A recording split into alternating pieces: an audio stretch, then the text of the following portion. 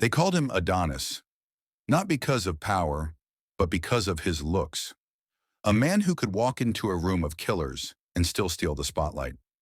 Behind the perfect suit and slick hair, though, lived a man who shaped the American Mafia from the shadows. Before we begin, make sure to like and subscribe. Welcome all new soldiers to the Mob Truth family. Giuseppe Antonio Doto was born in Sicily, in the small town of Montella. His father was a shoemaker, proud, quiet, a man who taught him how to keep his word. His mother, Maria Conchetta, worked from dawn to dusk to keep the family fed. In the narrow streets of Sicily, young Giuseppe learned two things: respect and survival. When the Doto family reached Brooklyn, New York, the boy who once polished shoes began polishing something else: his image. By his teens, he was a pickpocket, a street thief with charm and precision. He wasn't violent by nature, but the streets demanded steel. And soon Giuseppe found work under Frankie Yale, the infamous Brooklyn boss who once employed a young Al Capone. That's where Giuseppe first learned what real power looked like. Money, loyalty, and fear, all hidden behind a polite smile. Brooklyn, late 1920s. By the late 1920s, Joe Adonis wasn't just another Brooklyn tough. He had style, Italian silk, polished shoes, and a temper he kept hidden behind a smile. That charm earned him a place beside a young Charles Lucky Luciano, the man who would soon rewrite the rules of the American underworld. Luciano admired Adonis's loyalty, his calm when others shouted, and the way he handled problems. Quiet, clean, professional. They weren't just partners. They were brothers in ambition. Adonis handled muscle and collections. Luciano handled diplomacy, and together they formed a bridge between old-school Sicilian bosses and the younger American-born gangsters ready to take over. The two often met at a small restaurant in Little Italy, where plans for the future were drawn on napkins and sealed with handshakes. They both agreed the old ways were done. The future belonged to businessmen, not street butchers. But standing in their way was one of the most feared men in New York. Giuseppe Joe the Boss Masseria, the self-proclaimed boss of bosses. Masseria ruled like a king, demanding tribute from every racket in the city. Luciano joined his crew to survive, and Adonis followed close behind. For a while they played the game, smiles at the table, respect in public, but loyalty had its limits. Then came the day Masseria tested it. He called Adonis into a quiet meeting. No witnesses, no smiles. The old man leaned forward, cigar smoke curling through the room. "Giuseppe," he said, "you're loyal, yes? You follow orders?" Adonis nodded. "Greater than good. Then I have an order for you." "Luciano, he's getting too big, too close to the Jews. I want you to take care of him." Adonis didn't answer right away. He simply stared, his heartbeat steady, his mind already racing. Killing Luciano wasn't just business. It was betrayal of the one man who treated him as an equal. That night, Adonis met with Luciano. No bodyguards, no guns on the table. Just two friends sitting in silence. When he finally spoke, his voice was low, almost regretful. "Greater than lucky, the old man wants you gone." Luciano didn't flinch. He just nodded once, slowly. "Greater than, then we end this, Joe." Not tomorrow. Now it was the moment everything changed. Plans were whispered through smoke-filled rooms and back alley clubs. The young lions, Adonis, Vito Genovese, Albert Anastasia, and Bugsy Siegel, all agreed.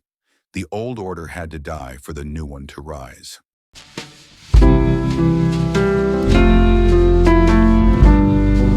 April 15th, 1931, Coney Island.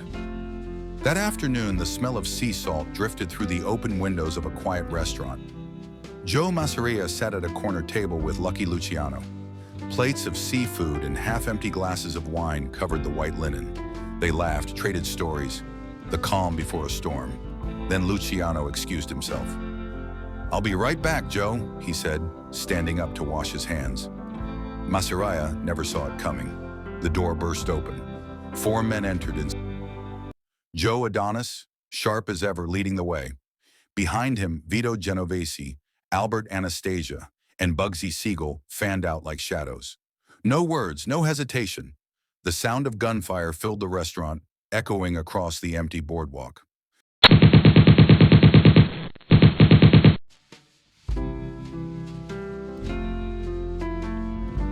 When it was over, Joe the boss lay slumped over his plate, cards scattered across the table, the final hand of a man who'd gambled too long with fate. Luciano returned moments later, calm as if nothing had happened. He looked around the room, the silence, the smoke, the blood, and whispered, "Greater than it's done." That day, April 15th, 1931, marked the end of the Castellamarese War.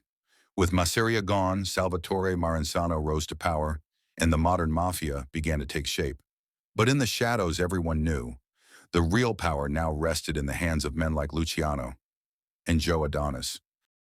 He arrived now in tailored suits and polished shoes, stepping out of cars that cost more than most men's homes. Reporters later wrote that Joe Adonis made the underworld look respectable. His cars gleamed, his cufflinks shined, and he smiled like a movie star who already knew the ending. But beneath that charm was discipline. Every appearance, every handshake, every dinner at an upscale restaurant had purpose. He didn't drink much, didn't boast, and never raised his voice in public. Power to Joe Adonis was best worn like a well-fitted coat, seen but never flaunted. The restaurant was his stage. Adonis never came alone. There was always a woman dressed to match his suit, soft jazz in the background, and eyes following him from every corner. He spoke quietly. With the old world gone, Joe Adonis built himself a new one. He opened the Grand Club in Manhattan, a place where judges, boxers, and movie stars rubbed shoulders under the same golden lights. He greeted guests at the door like a king hosting his own empire, tux pressed, smile sharp, never showing what he was really thinking. Money poured in through every bottle, every handshake, every whispered deal made in the smoke of that nightclub. Reporters began calling him the gentleman gangster, a man who lived like royalty but kept one foot in the shadows. By the late 1940s, his name was everywhere. Paparazzi waited outside courthouses, flashing bulbs exploding as soon as he stepped out of his car.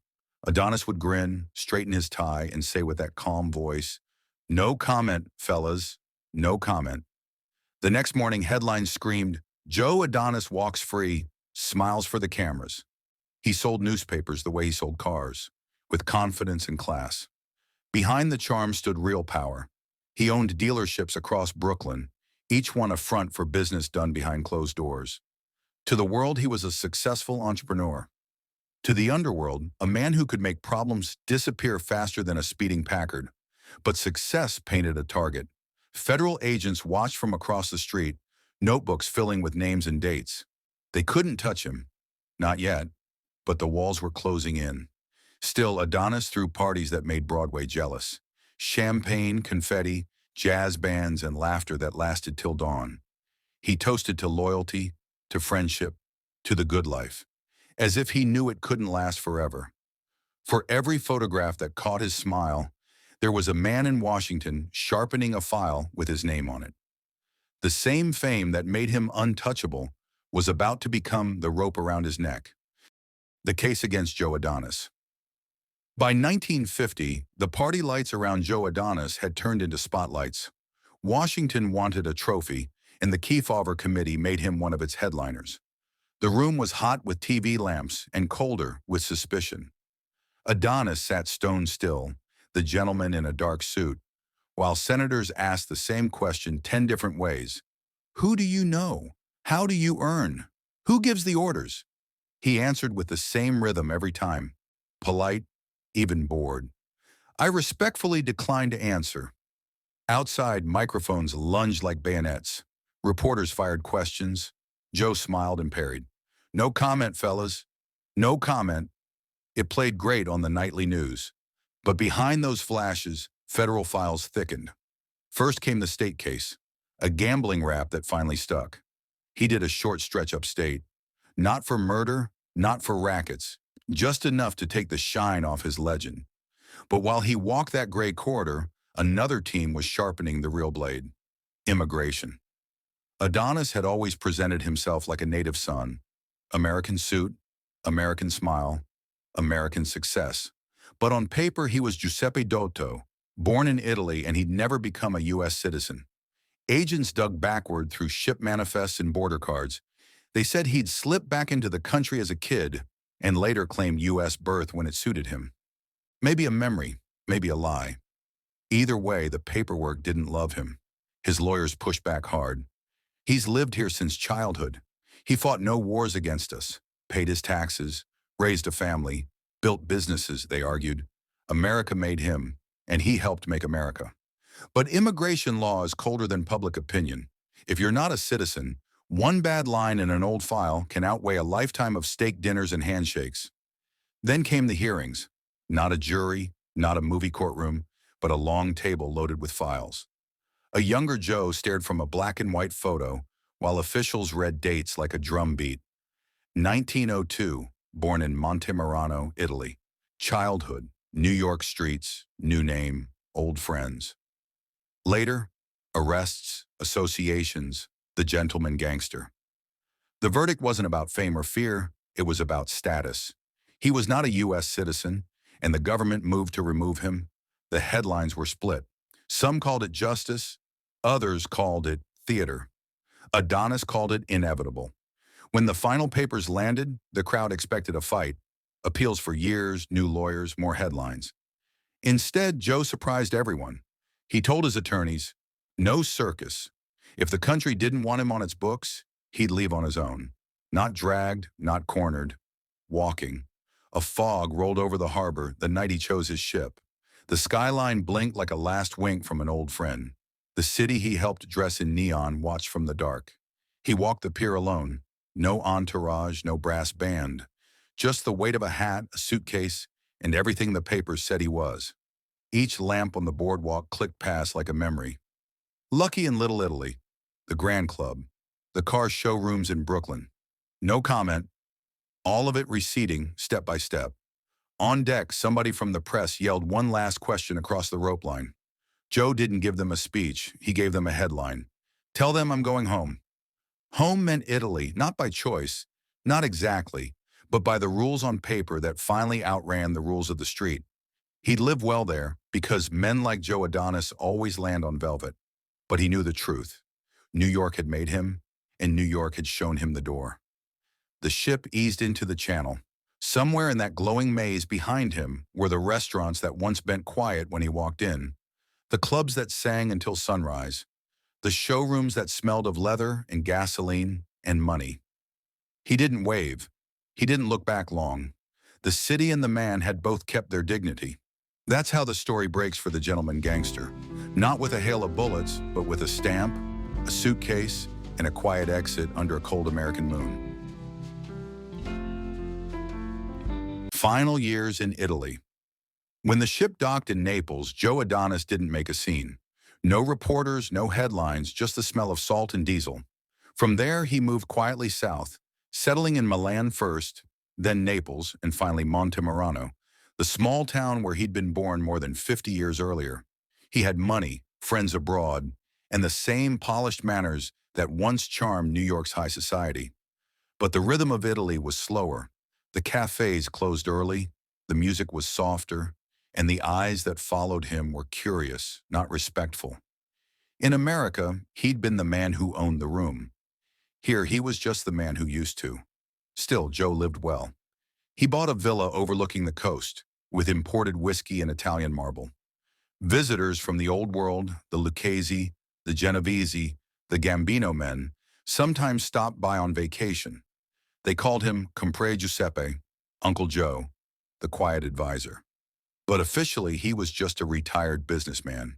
The papers called him a deportee living in comfort.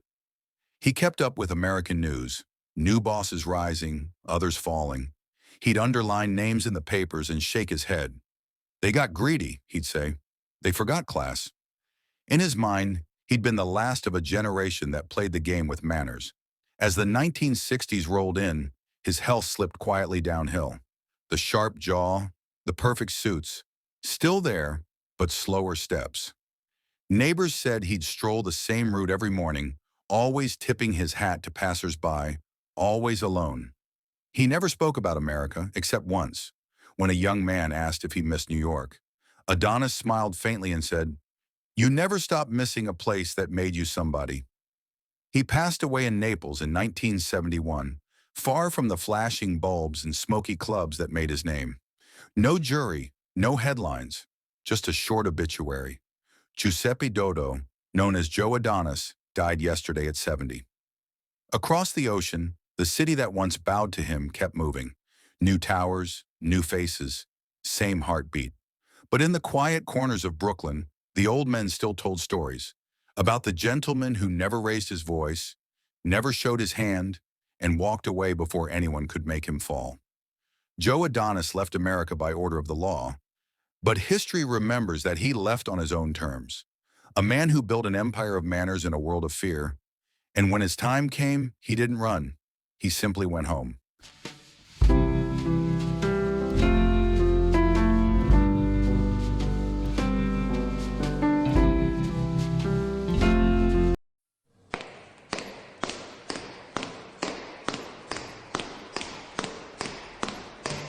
Joe Adonis lived by a simple rule: never let them see you bleed.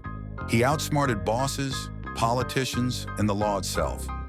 And when the walls closed in, he didn't beg for mercy.